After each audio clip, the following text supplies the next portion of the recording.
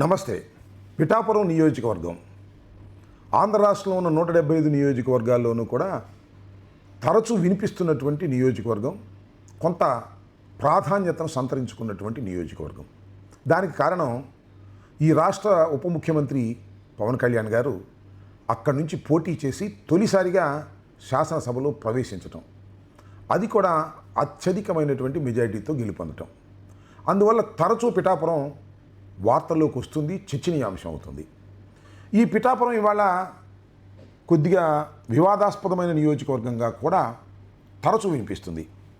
దానికి కారణం పిఠాపురంలో స్థానికుడైనటువంటి వర్మకు అన్యాయం జరుగుతుందనేది చాలామంది అభిప్రాయపడుతున్నటువంటి సందర్భం.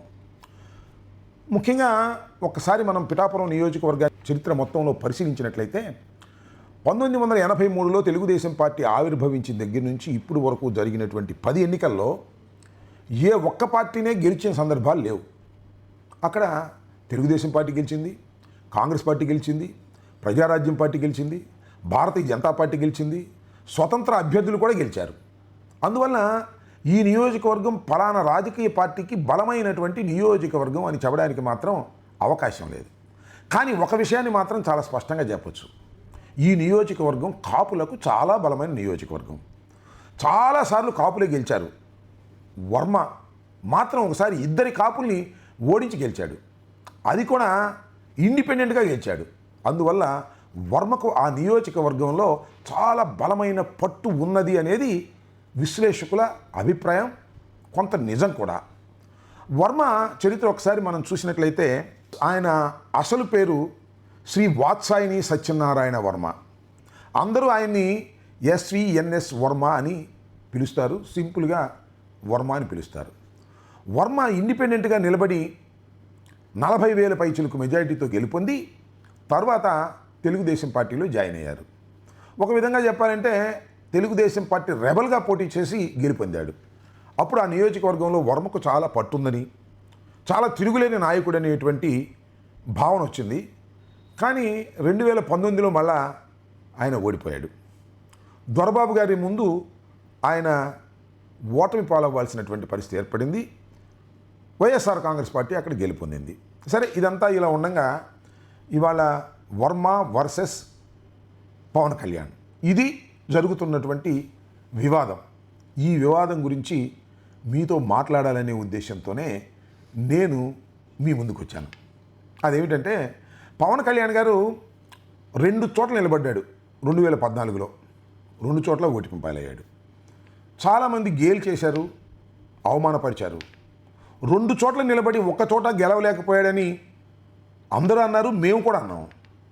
కాబట్టి ఈసారి అంటే 2019లో ఏదో ఒక విధంగా శాసనసభకు వెళ్ళవలసిందేననేటువంటి ఉద్దేశంతో నియోజకవర్గాన్ని సెలెక్ట్ చేసుకునే క్రమంలో పిఠాపురాన్ని ఎన్నిక చేసుకున్నారు. అంతకుముందు నిలబడిన 2 నియోజకవర్గాలు భీమవరం, గాజువాక రెండింటినీ పక్కన పెట్టి పిఠాపురాన్ని ఆయన ఎంచుకున్నాడు.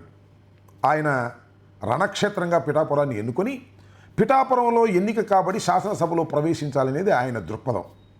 ఇక్కడ కొంత ఇబ్బంది కలిగింది. పిఠాపురంలో ఆల్రెడీ వర్మ ఒక బలమైనటువంటి తెలుగుదేశం నాయకుడిగా ఉండటం వలన అక్కడ చంద్రబాబు నాయుడు గారు పవన్ కళ్యాణ్ గారికి ఆ సీటు కేటాయించినా చాలా గందరగోళాలు జరిగాయి. తెలుగుదేశంలో పెద్ద తిరుగుబాటే వచ్చింది. చంద్రబాబు నాయుడు గారిని దూషణ భూషణలు చేశారు, పవన్ కళ్యాణ్ గారిని కూడా దూషణ భూషణలు చేశారు, తెలుగుదేశం జెండాలు తగలేశారు. అసలు పవన్ కళ్యాణ్ ఇక్కడ ఎలా వస్తాడు, పోటీ చేస్తాడు, గెలుస్తాడు చూస్తామని కూడా తెలుగుదేశం రెబలైంది. అయితే చంద్రబాబు నాయుడు గారు సర్దుబాటు చేయక తప్పదు. ఎందుకంటే పవన్ కళ్యాణ్ గారి యొక్క సాన్నిహిత్యం, పవన్ కళ్యాణ్ గారి యొక్క పొత్తు అనివార్యంగా కావాలి అని అనుకుంటున్నటువంటి సమయంలో వర్మను పిలిచారు, వర్మను బుజ్జగించారు. వర్మను బుజ్జగించి చంద్రబాబు నాయుడు గారు బహిరంగంగానే ఒక ప్రామిస్ కూడా చేశాడు. అదేమిటంటే, వర్మ, మనం చాలా కష్టాల్లో ఉన్నాం, ఇవాళ పవన్ కళ్యాణ్ మనకు చాలా అవసరం, అందువల్ల పవన్ కళ్యాణ్ గారిని నువ్వు గెలిపించు, నువ్వు గెలిపించగానే మన ప్రభుత్వం అధికారంలోకి రాగానే నీకు మొదటి విడతలోనే ఎమ్మెల్సీ ఇస్తానని బహిరంగంగా ఆయన హామీ ఇచ్చాడు. మొదటి విడత లిస్టులో ఎమ్మెల్సీగా వారే ఉంటారు, శాసన మండలికి వస్తారు.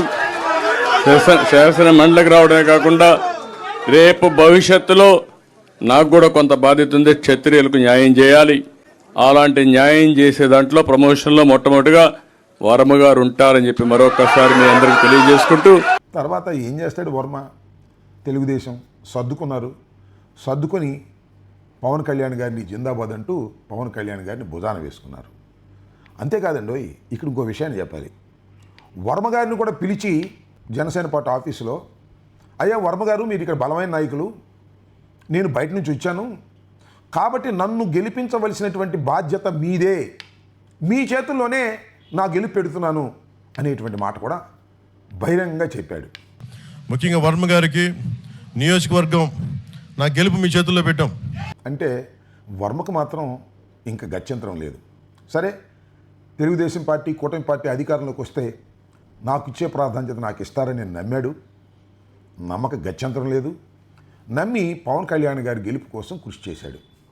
సరే, పవన్ కళ్యాణ్ గారు గెలుపొందారు, మంచి మెజారిటీతో గెలుపొందారు. పవన్ కళ్యాణ్ గారు 70,000 పైచిలకు మెజారిటీతో గెలుపొందడం జరిగింది.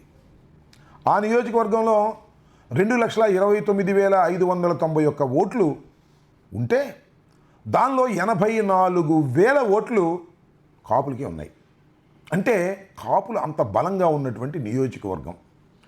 మొత్తానికి పవన్ కళ్యాణ్ గారు తొలిసారిగా శాసనసభలో ప్రవేశించడానికి పిఠాపురం వేదిక అయింది, సహకరించింది. వర్మ కూడా సహకరించాడు.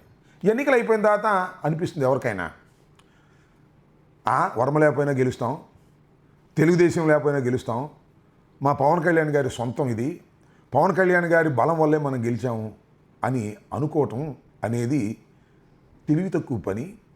ఒక విధంగా చెప్పాలంటే అహంకారంతో మాట్లాడే మాటలు.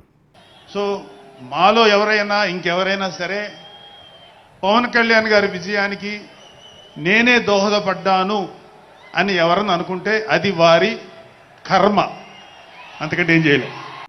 ఎందుకు ఈ విషయాన్ని చెప్తున్నానంటే ఇప్పుడు జరుగుతున్నటువంటి పరిణామ క్రమాలు మనం చూస్తున్నాం కదా. మొన్న 5 ఎమ్మెల్సీ సీట్లు ఖాళీ వచ్చాయి. నామినేషన్ ఇస్తే చాలు గెలిచిపోతారు. అది ఉన్నటువంటి శాసనసభలో బలం. సహజంగా మరి చంద్రబాబు నాయుడు గారు కూటమి అధికారంలోకి వస్తే మొదటి విడతలోనే నీకు ఇస్తాను ఎమ్మెల్సీ అని ప్రామిస్ చేశాడు. కాబట్టి వర్మ అలాగే తెలుగుదేశం అభిమానులు ఖచ్చితంగా వర్మకు ఎమ్మెల్సీ పదవి ఇచ్చి శాసన మండలికి పంపిస్తారని అనుకున్నారు. కానీ జరగలే. వర్మను పక్కన పెట్టారు. వర్మను పక్కన పెట్టడంతో వర్మకు సంబంధించిన వారు, తెలుగుదేశం పార్టీ వారు ఇది అన్యాయమని ముక్త కంఠంతో ఘోషించారు. అయితే ఇక్కడ ఒక విషయాన్ని మనం చర్చించాలి. వర్మకి ఎమ్మెల్సీ ఇవ్వాలి అంటే ఏం జరుగుతుంది అంటే పిఠాపురంలో మరొక పవర్ సెంటర్ ఏర్పడుతుంది. దీనికి పవన్ కళ్యాణ్ గారు అంగీకరిస్తాడా? ససేమిరా అంగీకరించడు. పవన్ కళ్యాణ్ గారు పిఠాపురాన్ని తన అడ్డాగా చేసుకోవాలనేటువంటి ఒక ప్రయత్నం చేస్తున్నారు.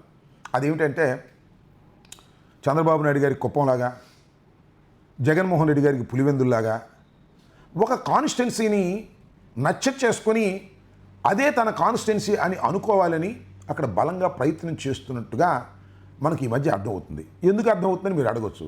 మీరు చూశారు కదా, మొన్న ఆవిర్భావ దినోత్సవం కూడా ఆంధ్రప్రదేశ్ నుంచే కాదు ఇతర రాష్ట్రాల నుంచి కూడా ప్రతినిధులు వచ్చినటువంటి ఆవిర్భావ దినోత్సవం పిఠాపురంలోనే జరుపుకున్నాడు పవన్ కళ్యాణ్ గారు. అంటే పిఠాపురం నా అడ్డా అని ఆయన చెప్పకపోయినా మన నాదెళ్ల మనోహర్ గారు ఒకానొక సందర్భంలో పిఠాపురం ఇది పిఠాపురం అనేది పవన్ కళ్యాణ్ గారి అడ్డా, మా పవన్ కళ్యాణ్ అడ్డా అన్నాడు. అంటే పిఠాపురంలో ఆయన ఒక మహావృక్షమని, ఏ మొక్క పెరగటానికి వ్యతిరేకంగా వీల్లేదు అనేది వారి అంతరాత్మలో ఉన్న అభిప్రాయం.